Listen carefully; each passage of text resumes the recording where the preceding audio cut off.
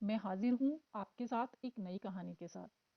यदि आप मेरे चैनल पर नए हैं तो प्लीज़ चैनल को सब्सक्राइब कर लीजिएगा और कहानी पसंद आए तो लाइक करिएगा और कमेंट करके ज़रूर बताइएगा कि कहानी आपको कैसी लगी।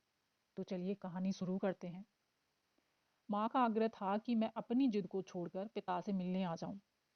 अब कुछ भी नहीं बचा है, कभी भी कुछ भी हो सकता है।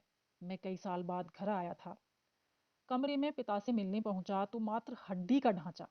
यकीन करना मुश्किल था कि यही मेरे पिता हैं, जिनकी आवाज भर से हम बच्चे कांपते थे।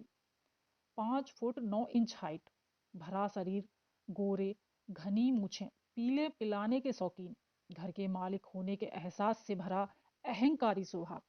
उनके दंभ ने बच्चों को उनके प्रेम से दूर कर दिया। हम आत्मनिर्भर होते ही इस घर से दूर जाने का मन बना चुके थे, पर माँ को तो सब कुछ सहन करना ही था।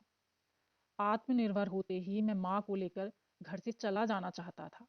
माँ तो नहीं आई, पर मेरी सोच की भनक पिता को लगते ही इन्होंने कभी अपनी शकल न दिखाने का फरमान सुना दिया और मैंने भी फिर कभी पलट कर नहीं देखा। माँ से फोन के माध्यम से सबकी खबर रखता था। तभी कराह भरी आवाज में पिता ने लगभग फुसफुसाते हुए पुकारा, गिरिजा बेटा, कब आया तू? मैं सिहर उठा, पास जाकर उनके हाथ अपने हाथ में लेकर बैठ गया। उन्हें इस हालत में देखकर अंदर से कुछ भीगा महसूस कर रहा था। माँ डबडबाई आंखों से दरवाजे में खड़े हो बोली, बेटा, है तो तू इन्हीं का बेटा ना? तू अलग कैसे हो जाता? तुम्हारे पिता ने स्नेह नहीं लुटाया, पर अपने दायित्वों की पूर्ति तो पूरी की ना। पर तुमने तो। पिता की आंखों के गर्म आंसुओं के रूप में उनका अहंकार बह रहा था और मेरी आंखें कृतज्ञता को आंसुओं के रूप में बहा रही थी।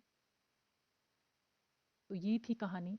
आपको कैसी लगी ज़रूर बताइएगा।